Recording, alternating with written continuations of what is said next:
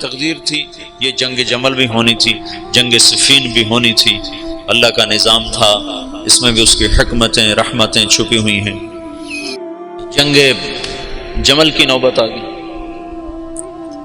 جب بیعت ہونے لگی تو سب سے پہلے بیعت کی حضرت طلحہ نے۔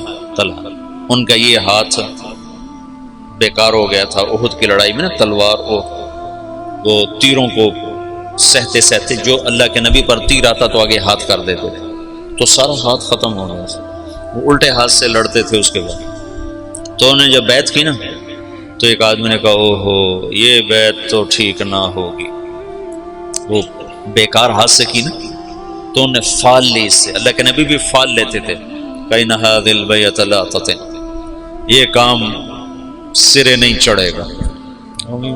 4 سال دکھ سہتے سہتے آخر شہید ہو، اتنے دکھی ہو گئے تھے آخری دنوں میں حضرت علی کہ اپنی یوں داڑھی پکڑ کے کہتے تو کب رنگین ہو، تو کب رنگین ہو، کیونکہ اللہ کے نبی نے کہا تھا علی تو اس وقت تک نہیں مر سکتا جب تک تیری داڑھی تیرے خون سے رنگین نہ ہو جائے، تیرے سر کے خون سے رنگین نہ ہو جائے۔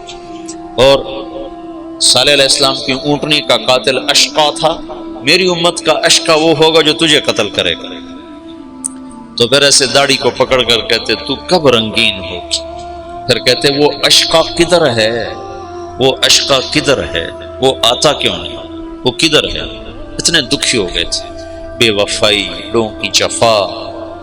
حضرت معاویہ رضی اللہ عنہ کو شام کا ٹکڑا ملا جو بڑے سلیقے والے، بڑے طریقے والے، بڑے وفادار، اور حضرت علی رضی اللہ عنہ کو کا امتحان بڑا تھا، بڑوں کے امتحان بھی بڑے، ان کو عراق ملا جہاں کے لوگ منافقانہ عادات اور ہر جتنے بھی عیب، اس لیے تو حجاج اللہ نے ان پہ مسلط کیا، عراق والوں پہ بھرے ہوئے، بے وفائیوں سے بھرے ہوئے۔ تو اس کا آخری نتیجہ حضرت علی کی شہادت پہ نکل، جنگ جمل ہوئی، جس میں حضرت طلحہ جیسے، حضرت زبیر جیسے شہید کر دیے۔ جب آپس میں ٹکرائے نا صلح ہو گئی، لیکن جو لوگ عبداللہ بن سبا کے ساتھی تھے، میں تمہیں تفصیل تو نہیں بتا رہا، صرف اشارے کر رہا ہوں، تبلیغ کا تھوڑا سا پس منظر بتانا چاہتا، دعوت کی تاریخ بتانا چاہتا۔ جب صلح ہو گئی تو رات کو انہوں نے طے کیا کہ آدھے ادھر حملہ کر دو، آدھے ادھر حملہ کر دو، جو بیچ میں فسادی تھی۔ تو تہجد کے وقت آدھے لوگوں نے حضرت علی پہ حملہ کر دیا، آدھوں نے حضرت زبیر، حضرت عائشہ کے لشکر پہ حملہ کر دیا، اور دونوں طرف شور مچا دیا۔ علی نے حملہ کر دیا، انہوں نے کہا زبیر نے حملہ کر دیا۔ تو علی کہنے لگے او ہو آئے ہائے۔ حضرت حسن جب نکلنے لگے نا اس کے لیے، عراق کے لیے، تو حضرت حسن نے کہا بابا مت نکلو ورنہ تمہاری جنگ ہو جائے گی۔ کہا میرے ہوتے ہوئے کیسے ہوگی؟ کہا ہو جائے گی دیکھ لینا، نہ جا، مدینہ نہ چھوڑ، مدینہ نہ چھوڑ۔ تقدیر غالب آئی۔ جب جنگ ہو گئی تو پھر حضرت حسن سے کہا بیٹا کاش میں تیری بات مان لیتا، اور ہے کاش میں آج سے 20 سال پہلے مر گیا ہوتا اور یہ دن میں نہ دیکھتا۔ چھوڑ گئی جنگ۔ پھر جب تلواریں چنگاریاں برسانے لگیں تو حضرت علی نے زور سے آواز لگائی این زبیر بن العوام۔ زبیر نے کہا میں ہوں، کہ میرے سامنے آ۔ اللہ اکبر، 10 مبشرہ آمنے سامنے۔ تو کہا تمہیں وہ دن یاد ہے جب تو اور میں مسجد میں اکٹھے آئے تھے، ہاتھوں میں ہاتھ دیے پکڑے ہوئے لیے ہوئے تھے، اور اللہ کے نبی نے تم سے پوچھا تھا تمہیں علی سے محبت ہے؟ تو تم نے کہا تھا ہے۔ تو اللہ کے نبی نے کہا تھا ایک دن آئے گا تو اس کے خلاف تلوار اٹھائے گا اور تو اس وقت حق پہ نہیں ہوگا۔ کہا یاد ہے؟ ہاں یاد آ گیا۔ کہا تو میرے خلاف تلوار اٹھاتا؟ ان تلوار ایسے ڈالی، گھوڑے کو واپس موڑ۔ تو عبداللہ بن زبیر وہ روح رواں تھے لشکر عائشہ کی، کدھر جاتے ہو؟ کہاں جا رہے ہو؟ کہا وہ علی نے مجھے ایک بات یاد دلا دیا، میں واپس جا رہا ہوں، میں نہیں لڑوں گا۔ کہا ہمیں جنگ میں جھونک کے خود واپس جا رہے ہو؟ کہا میرے سامنے حق آ چکا ہے، اب میں ہاتھ نہیں اٹھا سکتا۔ کہا پھر ہم تو نہیں پیچھے ہٹ سکتے، اب تو فیصلہ ہو کر ہی پیچھے ہٹیں۔ طلحہ رضی اللہ تعالیٰ عنہ کو بھی حضرت زبیر نے کہا، زبیر طلحہ یہ بات یاد کر، اللہ کے نبی نے مجھے کہا تھا۔ انہوں نے بھی گھوڑے کو واپس موڑ لیا، لیکن ان کو تو ایک تیر لگا اور اس میں وہ گر کے شہید ہو گئے، اور زبیر رضی اللہ تعالیٰ عنہ وہاں سے نکل گئے۔ آگے ایک جگہ سوئے ہوئے تھے تو ابن جرموز نے سوتے سوتے ان کو قتل کر کے ان کا سر کاٹ کے حضرت علی کو آ کر پیش کیا، تو حضرت علی نے فرمایا زبیر کے قاتل کو جہنم کی بشارت ہو۔ اللہ کے نبی نے کہا تھا جو زبیر کو قتل کرے گا وہ جہنم کا ایندھن ہے، تو آپ نے کہا زبیر کے قاتل کو جہنم کی بشارت ہو، تو اللہ نے یوں سچ کیا کہ میں تیری خاطر تیرے سب سے بڑے دشمن کو قتل کر کے آیا اور تو مجھے دوزخ کی بشارتیں سناتا ہے، اور تلوار لے کر اپنے گلے پر پھیر دی، خودکشی کر کے مر گیا۔ جہنم سچ ہو گئی۔ حضرت طلحہ کی لاش پہ گزرے حضرت علی تو ان کا ہاتھ پکڑ کے نہ یہ چوما اور رونے لگے کہ یہ وہ ہاتھ ہے جس نے اللہ کے نبی کے لیے احد میں ڈھال کا کام دیا تھا اور تیروں کو سہتے سہتے شل ہو گیا تھا۔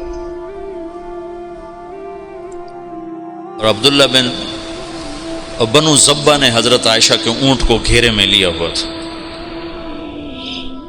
اور ایسے لوہے کی دیوار بن گئے تھے بنو زبہ کو تو حضرت عائشہ ہی بخشوا جائیں گے انشاءاللہ۔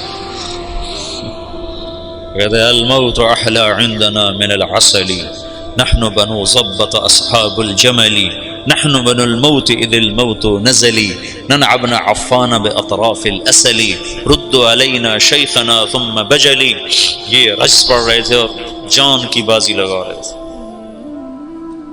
ایک دفعہ ایک شخص ملنے آیا حضرت عائشہ رضی اللہ تعالیٰ عنہ سے، کہا کہاں سے ہو؟ کہا میں بنو زبہ سے ہوں۔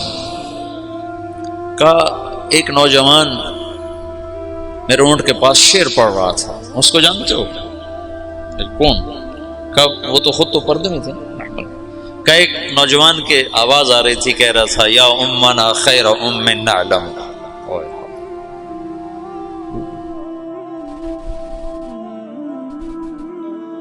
یا امنا خیر ام نعلم اما ترین کم شباب یکلم وتفتلی حامته والمعصم۔ تو وہ کہنے لگا جی وہ میرا سگا بھائی تھا۔ تو عائشہ روتے روتے روتے ساری چادر آنسوں سے تر کر دی۔ تو ایسے ایسے شاہ سوار اس دن شہید ہوئے جو اکیلے اکیلے ہزاروں پر بھاری تھے طرفین سے۔ پھر آخر میں عبداللہ بن زبیر رضی اللہ تعالیٰ عنہ نے حضرت عائشہ کے اونٹ کو پکڑا، پھر آخر تک وہ جمے، ورنہ جو آتا تھا وہ قتل ہو جاتا، یا وہ قتل ہو جاتا یا قاتل یا حملہ آور قتل ہو جاتا تھا۔ ایک دو بڑے شاہ سوار آمنے سامنے آئے، دونوں ایک ایک ہزار پر بھاری تھے، ایک ادھر ایک کے ہاتھ میں حضرت عائشہ کا اونٹ، دوسرا حضرت علی کی طرف سے، دونوں ایک دوسرے کے وار سے ایک وقت میں ختم ہو کے گر گئے۔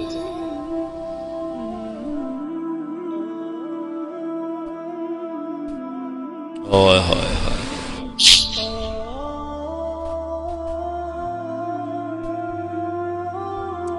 پھر وہ آخر حضرت علی نے کہا اونٹ کو گراؤ ورنہ جنگ ختم نہیں ہوگی، اونٹ کو گراؤ۔ پھر انہوں نے اونٹ پر وار کیے، اونٹ گرا۔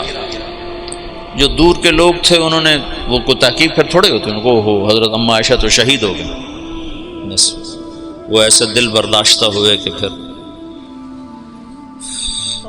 میدان چھوڑ دیا۔ تو حضرت علی نے فرمایا کوئی کسی کے پیچھے قتل کے لیے نہ بھاگے، مال غنیمت کے طور پر مال نہ لوٹا جائے۔ تو محمد بن ابو بکر حضرت عائشہ کے بھائی، اسماء بنت عمیس کے بیٹے، وہ حضرت علی کی طرف سے تھے۔ تو جب اونٹ گرا تو وہ بھاگ کر آئے، انہوں نے جلدی سے اندر ہاتھ ڈالا۔ تو بہن ہے کہ پتہ کرنے کے لیے کہ خیریت تو ہے۔ اما عائشہ کو تو نہیں پتا کہ یہ ہاتھ کون کس کا ہے، محرم ہے غیر محرم ہے، کون ہے حرم رسول کی طرف ہاتھ بڑھانے والا، اللہ اسے آگ میں جلا دے۔ او میں تیرا بھائی ہوں محمد۔